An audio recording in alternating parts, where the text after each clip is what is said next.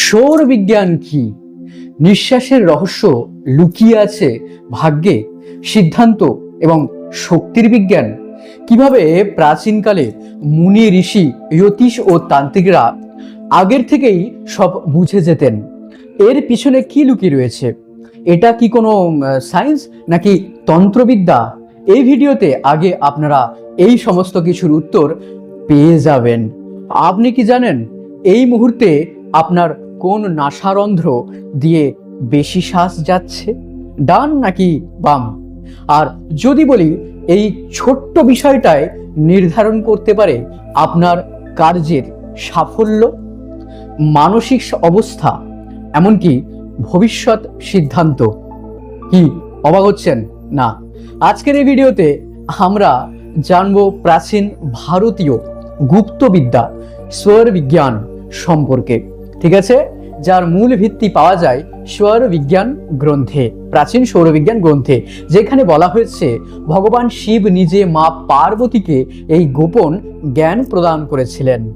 দেবাদিদেব মহাদেব, যার রূপকে আমরা তিনটি ভাগে তিনটি রূপে দর্শন করতে পারি, শিব শক্তি ও শিব শক্তির মিলিত কি অর্ধনারীশ্বর রূপ।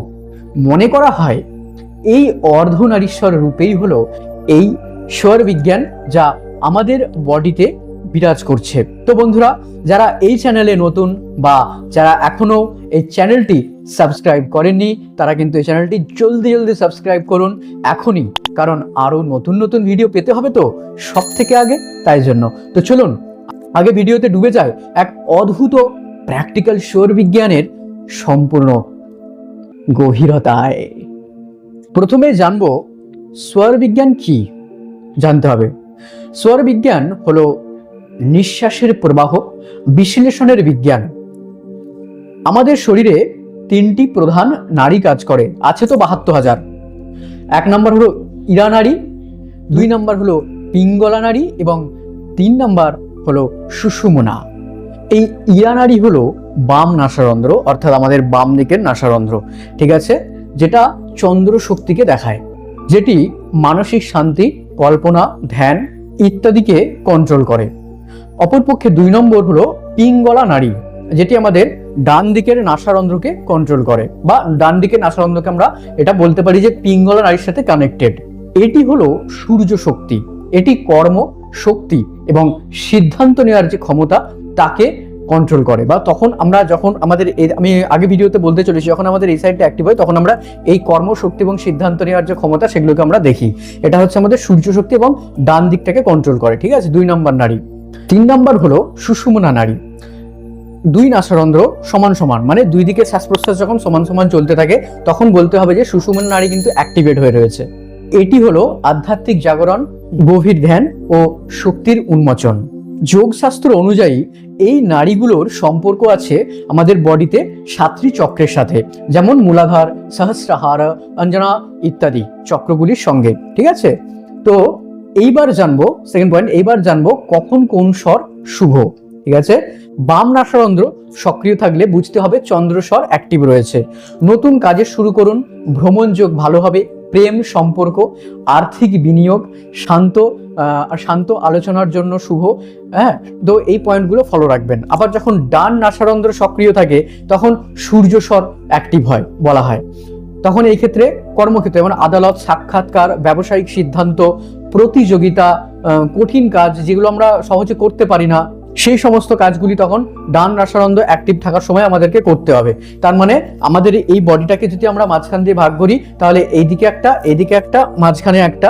এবার এই ডান নাসারন্ধ্রটাকে আমরা বেশি পাওয়ারফুল বলবো, কারণ এটা হচ্ছে আপনার যে শক্তিকে কন্ট্রোল করে এবং এটা যে কোনো রকমের সিদ্ধান্ত, বিজনেস, কর্মক্ষেত্র এবং সমস্ত কিছুকে কন্ট্রোল করতে সাহায্য করে।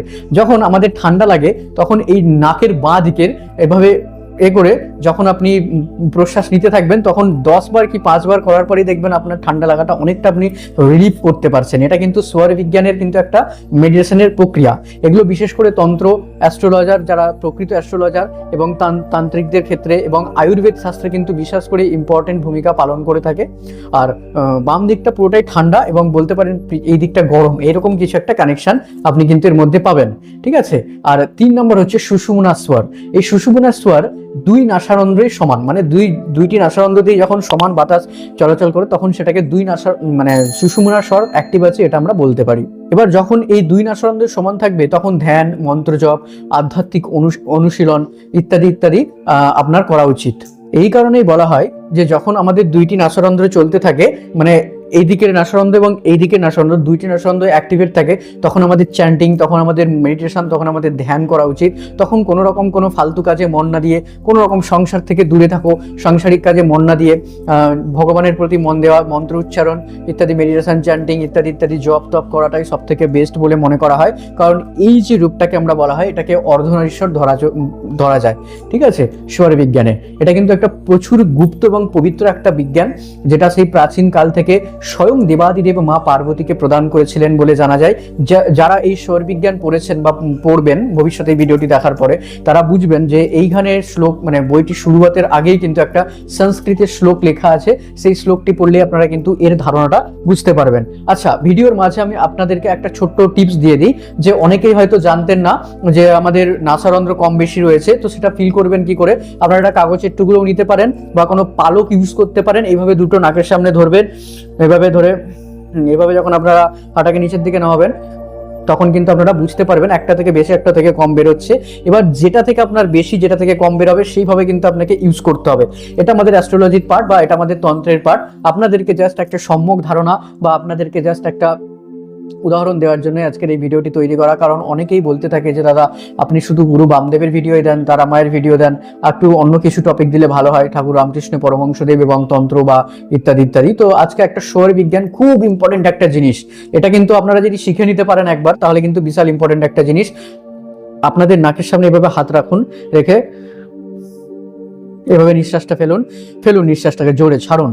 দেখুন আমার যেমন ডান দিক অ্যাক্টিভ আছে, এখন এই যে আমি ভিডিও করছি, আমার এখন জোশ আছে, আমার এখন তেজ আছে, তাই জন্য আমি ভিডিওটা করতে পারছি, নাহলে কিন্তু করতে পারতাম না। আমার যখন বাঁ দিক অ্যাক্টিভ থাকবে তখন কিন্তু আমি ঠান্ডা হয়ে যাব।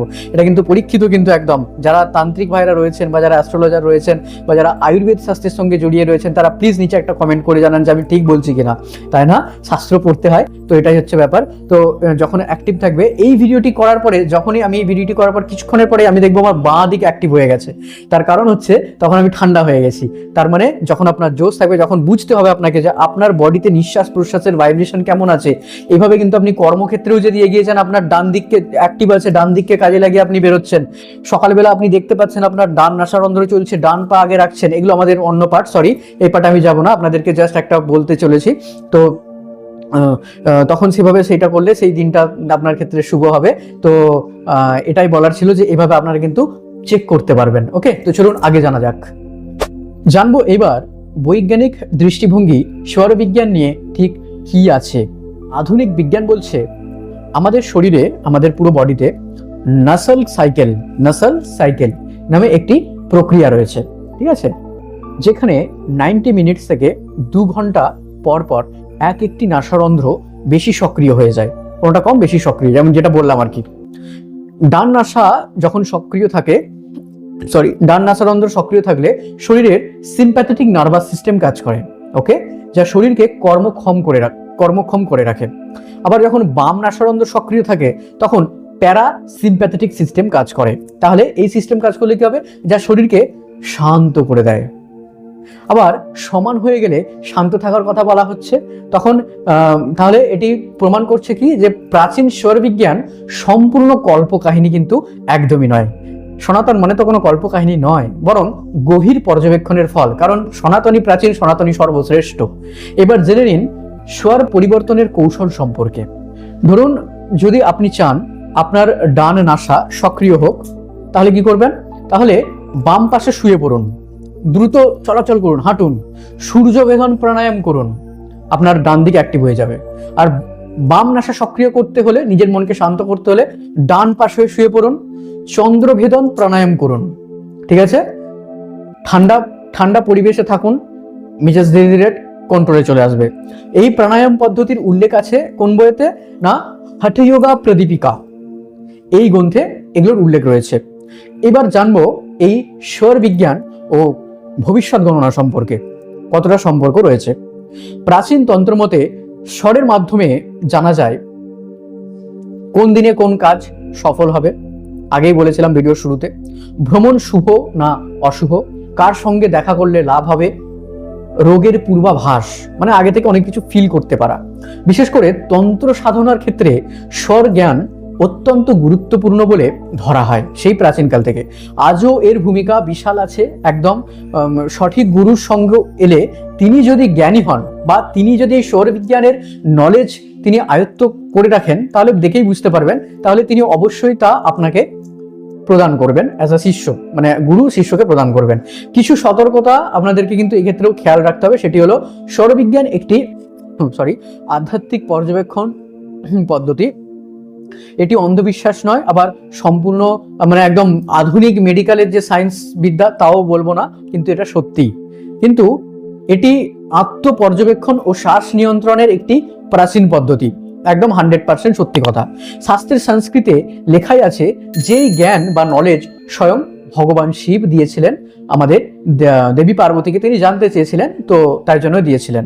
প্রতিদিন সকালে 5 মিনিট চোখ বন্ধ করে লক্ষ্য করুন। প্রতিদিন সকালে ঘুম থেকে ওঠার পর 5 মিনিট চোখ বন্ধ করে লক্ষ্য করুন কোন নাসারন্ধ্র দিয়ে বেশি শ্বাস যাচ্ছে।